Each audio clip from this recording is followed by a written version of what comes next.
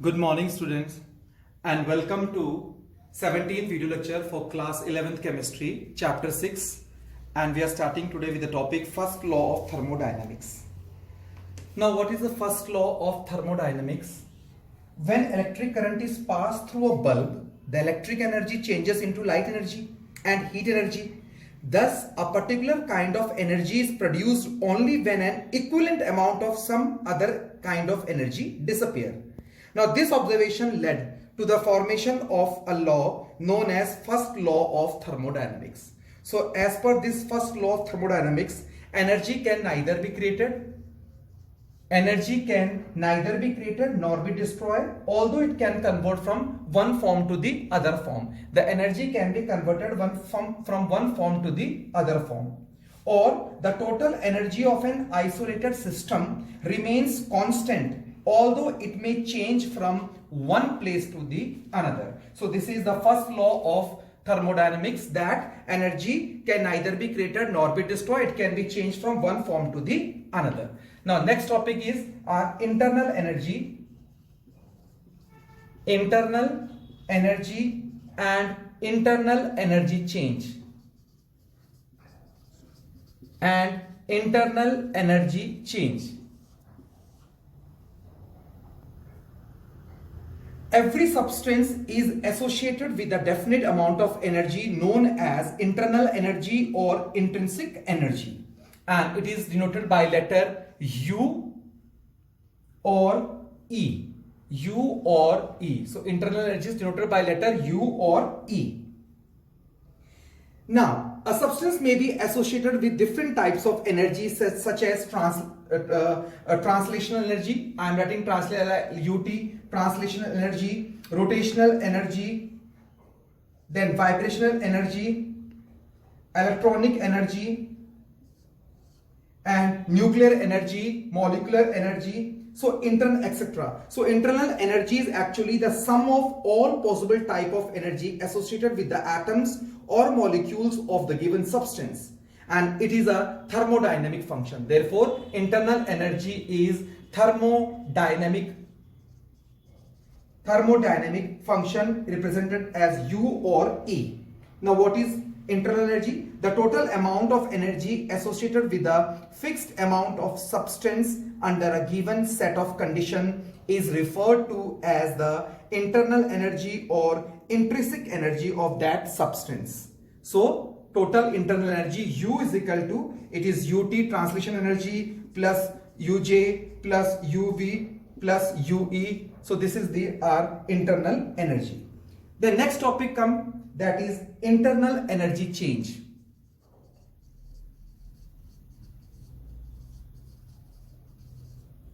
That is delta U. Now, internal energy is state function. Internal energy is state function. The internal energy of system depends upon the state of the systems and not upon how the system attains that state. This means that a change in the internal energy, which is represented as delta U or delta E, depends only upon the initial and the final states of the system, whereas it does not depend upon the intermediate states. So this delta U, that is a change in internal energy, is defined as the difference in the internal energies of the system in the final and initial state. So delta U is equal to U final state minus U initial state. So this is delta U, that is U final state minus U initial state. Or we can write that this delta U is equal to U products minus U reactants. That is delta U is equal to UP minus UR. Now what is this UP and UR? This UP is the internal energy of products, while UR is the internal energy of the reactants. Then comes about the mathematically formulation of the first law of thermodynamics. Now the internal energy of system, this U, the internal energy of the system can be changed in two ways. The first way is either by allowing the heat flow into system, heat flow in system or out of the system, in system or out of system, and second is by the work done on system, by the work done on system or work done by system, work done by system. So delta that is change in internal energy is equal to Q plus W. It is Q plus W. That is change in internal energy is equal to heat supplied to the system plus work done on the system. So this relation delta Q is equal to Q plus W, it provides a relationship between change in the internal energy, heat supplied to the system and work done on the system, and this is regarded as a mathematical statement for the first law of thermodynamics. Now if W is 0, so delta U will be equal to Q. The first case is if W is 0. This implies that if no work is done on the system, the change in the internal energy is equal to the heat absorbed by the system. Second case is if delta U is equal to 0, then Q will be equal to minus W. Thus, the internal energy of a system does not change. It remains the constant when the work done by the system is equal to the heat absorbed by the system. Now, if the work done is the work of expansion, we will have W is equal to minus P delta V. Now, if we substitute this value, in this equation, so we will have delta U is equal to Q minus P delta V. So Q is equal to delta U plus P delta V. Now, if this process is carried under the constant value, that is delta V is equal to 0. So we will have QV is equal to delta U. So here QV signifies this is the heat absorbed by the system at the constant volume. Thus, delta U is regarded as a measure of heat absorbed or evolved in the process occurring at the constant volume and at the constant temperature.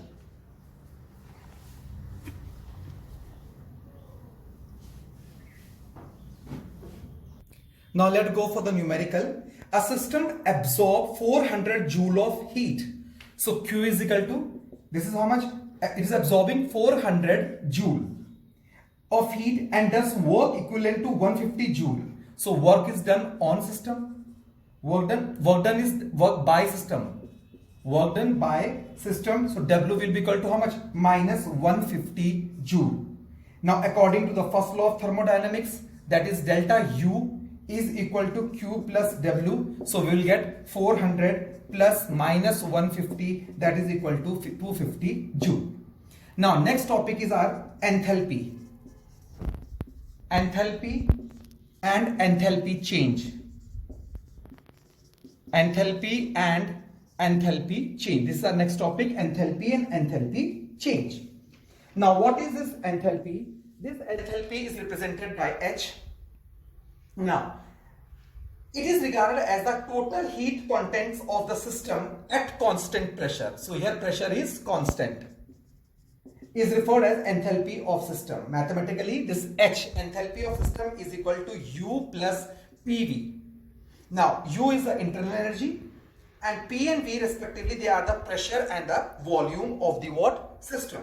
Enthalpy is again, this is also a state function. So therefore, the change in the enthalpy will depend upon the initial and the final state of system. So delta H is equal to H, this is final state minus H initial state. Now, or delta H is equal to H products minus H reactants. That is H product minus H reactants, and delta H is equal to delta U plus delta PV. Delta H is equal to delta U plus P delta V plus V delta P. Now if a change takes place at constant pressure, so delta P will become 0. So we will have delta H is equal to delta U plus P delta V. This is at constant pressure. According to the first law of thermodynamics, delta U is equal to Q plus W. So if the work done is the work of expansion, so W will become W is equal to minus P delta V. So we are going to have here equation delta H is equal to Q minus P delta V. Now if we substitute this value, we are going to have delta H is equal to Q minus P delta V plus P delta V is equal to Q, or we will have delta H is equal to QP. Now this QP refers to the heat change occurring at the constant pressure. Thus this delta H is regarded as the measure of heat evolved or absorbed in the process occurring at constant pressure.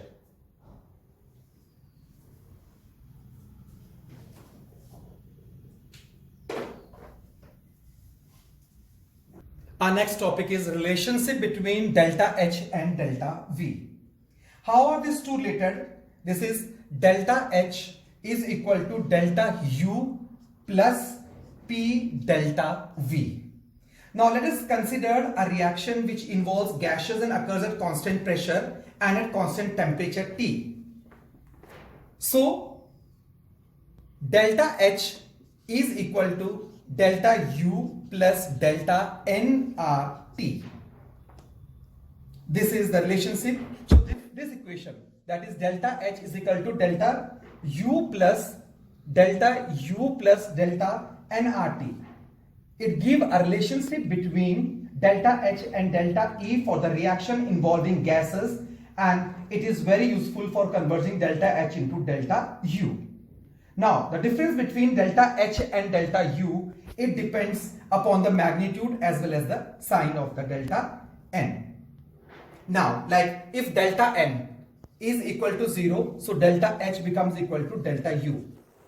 When delta N is negative, that is delta H is less than delta U, and when delta N is positive, delta H is more than delta U. Now let us take one numerical, that is the enthalpy change delta H. This is enthalpy change for the reaction, that is N2 gas plus 3H2 gas is giving you 2NH3, this is gas. And the enthalpy change, this is delta H, is given minus 92.38 kilojoule at 298 Kelvin. We have to find the delta U value at 298 Kelvin, and R is given 8.314 joule per Kelvin per mole. Now how to find the delta U here? Now this reaction, delta N is equal to summation of N gaseous product minus summation of N gaseous reactant. So this come equal to 2 minus 1 plus 3, which is equal to minus 2. Now you know that delta H is equal to, how are delta H and delta U related? They are related as delta H is equal to delta U plus delta nRT. So in the present case, this delta H given is 92.38 kilojoule. Delta U we are supposed to find, and delta N is minus 2. Delta is how much? Minus 2. And R is 8.314 joule per Kelvin per mole, which is equal to 8.314 multiplied by 10 की power minus 3 kilojoule per Kelvin per mole. And T is here 298 Kelvin. So delta U is equal to delta H minus delta nRT, that is minus 92.38 minus 2 multiplied by 8.314 into 10 की power minus 3 or 10 raised to power minus 3 into 298. So after solving we are getting answer 87.425 kilojoule.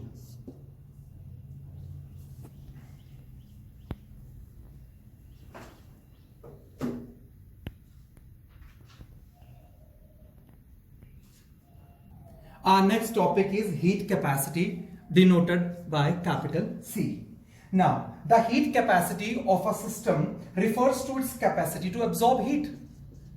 Absorb heat. The capacity of system for absorbing heat is called as a heat capacity, that is to store energy. It may be defined as the quantity of heat required to raise the temperature of the system by 1 degree Celsius or 1 Kelvin is called heat capacity of system.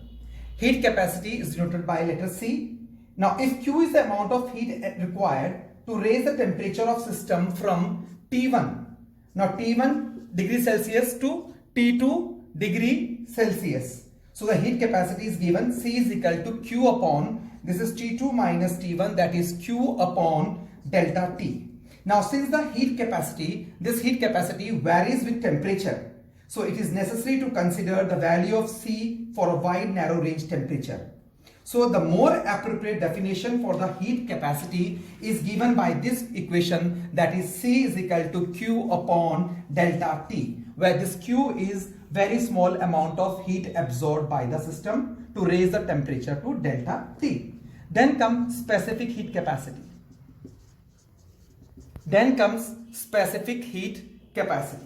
Now, the specific heat capacity of a system is the amount of heat required to raise the temperature of unit mass of the substance, that is a system, by 1 degree Celsius or by 1 Kelvin. It is given as C. Now, specific heat capacity, it is denoted by small c. Now, if the mass of M substance absorb Q amount of heat to raise its temperature from T1 degree Celsius to T2 degree Celsius. So the specific capacity C is given as Q upon M T2 minus T1, which is Q upon M delta T. Now, since the heat capacity is a function of temperature, it would be more appropriate to express specific heat capacity is equal to Q upon M delta dt. D means a small change, where Q is the infinitesimally small amount of the heat absorbed by the mass M of the substance to raise the temperature to dt. Then comes molar heat capacity, that is capital C small m. Now, the molar heat capacity of a system is defined as the amount of heat required to raise the temperature of 1 mole of the system by 1 Kelvin. So it is given as, this is molar heat capacity is equal to Q upon T2 minus T1, which is equal to Q upon delta T. M here is 1 mole, since M is 1 mole. Now, since the heat capacity again varies with the temperature, the more appropriate will be the molar heat capacity is equal to Q upon dt, where this Q is again, it is infinitesimally small amount of heat absorbed by the system to raise its temperature to dt.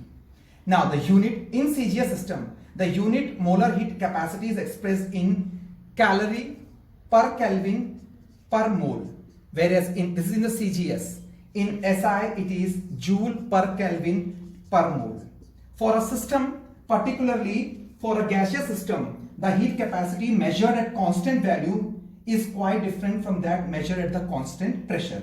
Hence, the molar heat capacity is of following two types. That is, the first one is molar heat capacity at constant volume,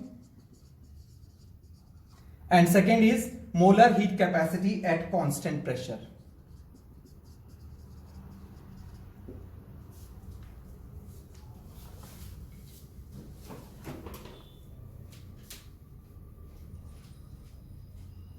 Our next topic is molar heat capacity at constant volume. The molar heat capacity at constant volume is represented as Cv, which is given as Qv upon dt, where Qv is the infinitesimally small amount of heat absorbed by the system at constant volume to raise its temperature by dt. So Qv is equal to delta U, because this delta U is what? It is infinitesimally small increase in internal energy of system. So we can write this equation, Cv is equal to delta U upon dt at constant volume.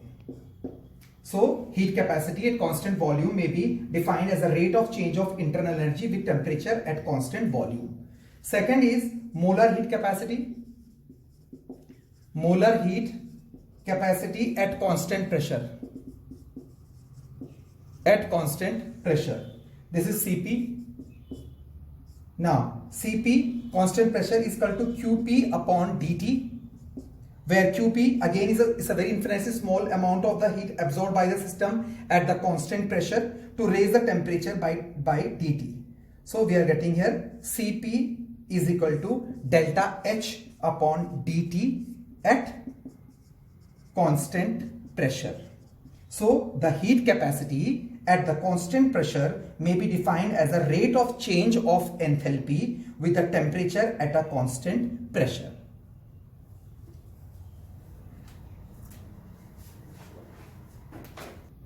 Homework for today is do the numerical 6.3, 6.4 given on the page number 365, numerical 6.5 given on page 366, and 6.6 and 6.7 given on page number 367. Thank you.